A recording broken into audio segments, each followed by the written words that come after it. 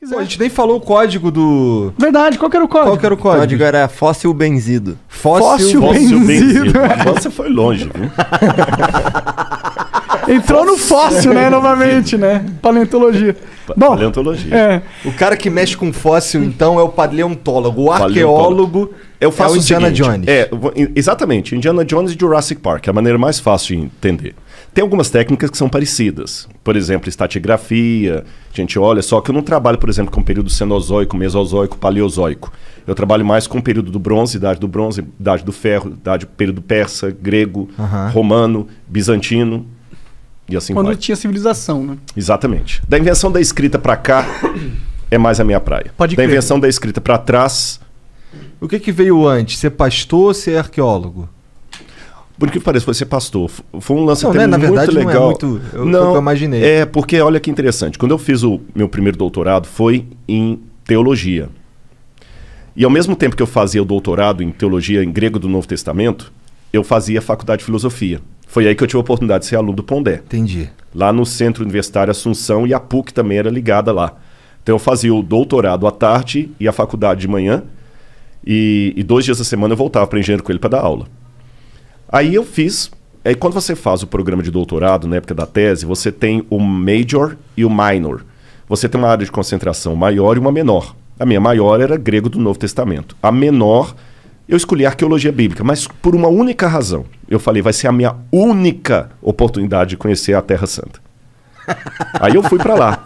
Cara, quando eu Legal. cheguei lá, que eu vi a arqueologia, eu me apaixonei tanto pelo negócio. Aí escavei em Shahar Golan, e fiquei muito empolgado com a coisa. Aí comecei a fazer outras escavações, fui escavando, aí fiz um curso pela Universidade Hebraica. Depois eu fiz um pós-doc em arqueologia pela Andrews University, lá dos Estados Unidos. Depois eu fiz o outro doutorado em arqueologia na USP. E foi muito bacana. A primeira vez que eu fui para Jerusalém, quando eu estava voltando, eu lembro que tem uma frase que os judeus falam muito, que vem desde a época do cativeiro babilônico, Lashana Rabaa Yerushalayim, ano que vem Jerusalém. O cara falou, você vai voltar aqui? Eu falei, nunca. Porque voltar lá... Então eu falei, Calma aí. 1998. Ano que vem, Jerusalém, Jerusalém. aquilo tudo?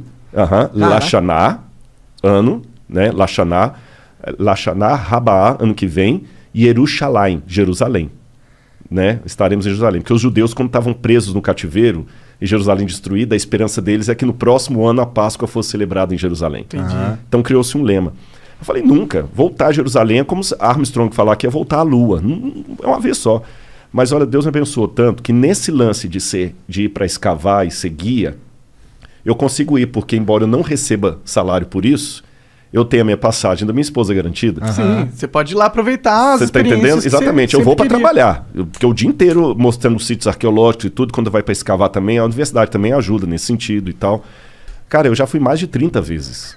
Da hora. Como que é uma escavação lá?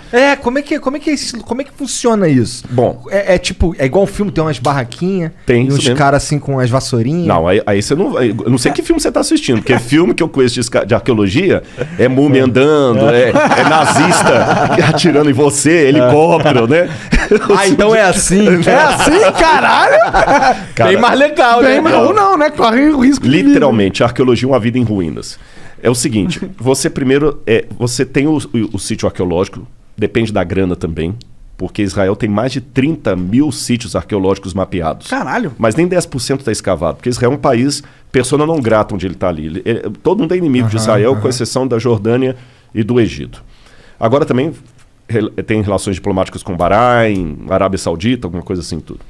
Mas Israel ali sofre muito, então eles têm que gastar muito dinheiro para a segurança nacional do país. Então os arqueólogos dão aula no período letivo e em julho que escavam. Poucos sítios arqueológicos funcionam fora do período do verão, estou falando verão, hemisfério norte. Então você tem as quadrículas, e como é que você descobre que ali é um sítio arqueológico, por exemplo? Tem várias maneiras. Acidentalmente, a Vênus de Milo, por exemplo, foi encontrada porque o cara estava arando a fazenda dele e encontrou a Vênus de Milo. Sério? Que o Brasil, Jogada? Jogada, porque o Brasil é um Que país loucura. de história muito nova, 1500 para cá. Então qualquer coisa que tem 200 anos, pô, antigão.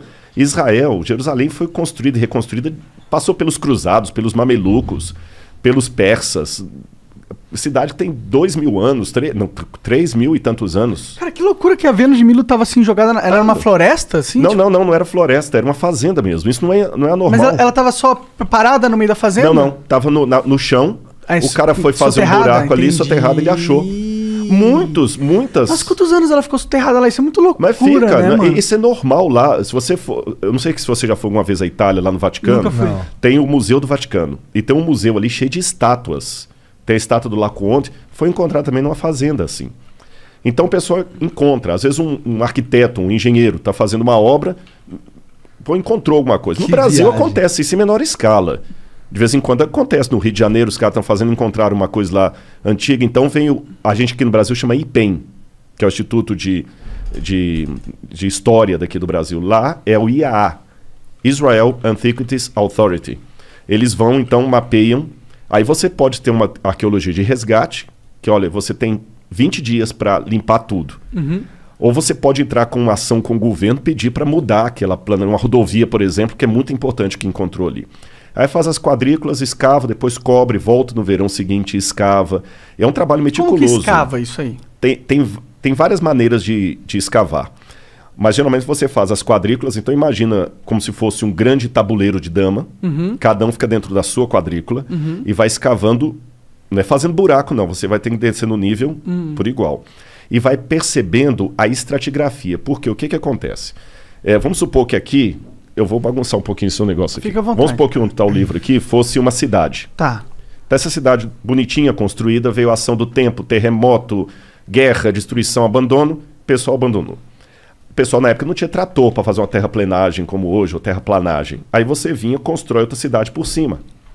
Repete o mesmo processo. Guerra, ação do tempo, como eles constroem por cima? Eles não reformam, eles jogam terra, sobem o nível e constroem por cima? Exatamente. Joga terra, constrói por cima. Isso eu estou falando há 3.000 anos atrás, 3.400 anos atrás. Construiu uma outra cidade. Aconteceu a mesma coisa. Veio ataque, guerra, abandono, botaram fogo e tudo. Veio um outro pessoal, construiu outra cidade. Depois eu arrumo de novo os escudinhos. Fica à vontade. O que acontece com o passar do tempo? Você vai formando uma colina de camadas arqueológicas. O que está mais embaixo é mais antigo, o que está em cima é mais novo. Aí que vem um lance que pouca gente sabe. O grande dilema do arqueólogo é que para descobrir o passado tem que destruir o passado. Vamos supor que essa segunda camada aqui seja do período grego. E aqui em cima eu tenho do período romano. Para eu escavar o grego aqui eu tenho que destruir o romano. Então por isso que você nunca escava tudo. Você deixa uma parte sem escavar. Aí você vê as camadas e você vai montando a estratigrafia. Isso é estratigrafia. É diferente da estratigrafia do cara que mexe com o dinossauro lá, com o Fred Flintstone lá, né? Porque... Ele tem que cavar muito. Hã? Ele tem que cavar muito. Tem que cavar muito. Ô, Fred, vamos fazer agora uma escavação, Fred. Calma, Nanico. Sabe quantas coisas que eu gostava também? Era imitar desenho animado, né? Então, o que acontece? Nesse processo aí, o camarada vai mexer com paleozoico, cenozoico, é ver o osso do dinossauro ou não. É construção humana. Então, pela cerâmica local, carbono 14, que você usa no material orgânico, você vai datando os estratos, e fala, isso aqui é um período tal, isso aqui é o período X, o tipo de cerâmica, e vai escavando, pegando as peças, leva para o museu e vamos recontando a história, uma história em fragmento. Entendeu? O passado da humanidade é um quebra-cabeça de 10.000 peças, 9.500 foram para o Beleléu. Pode crer. E é fácil, tipo, quando você começa uma escavação, é certeza que você vai encontrar algo muito relevante historicamente, ou tem muitas escavações onde não se encontra nada? Não, às vezes não encontra nada. Eu vou dar um exemplo. Eu participei de uma escavação na Jordânia chamada Tel Rishban. Tal Rishban, Tel em hebraico, Tal em árabe. E essa escavação, até uma universidade adventista, é uma das seniors ali, que é a Andrews, lá dos Estados Unidos, que eu tinha que escavar. Eles já estavam escavando lá desde os anos 50. Eles estavam, por isso chamava Tal Rishban, porque eles estavam com a esperança de encontrar ali a cidade de Heshbon, mencionada na Bíblia. Entendi. Desde os anos 50 escavando. Caralho. E com dinheiro assim, contadinho na mão. A igreja adventista patrocinava através da Andrews University, o governo da Jordânia, algumas pessoas que têm grana às vezes ajudam. Quando chegou no período persa, agora vocês já sabem pelas camadas, sim, não tinha mais nada para baixo. Então aquela cidade que estavam escavando desde os anos 50, achando que era Tal Rishbon, não tinha porra nenhuma. Não era. Será que escavarem mais pra baixo? Foram, mas aí tem uns aparelhos que usa, tipo um GPS, que você sabe a profundidade, não tem mais nada construído. Então acontece. Aquela cidade, não sabemos qual é, mas a Richmond da Bíblia não era.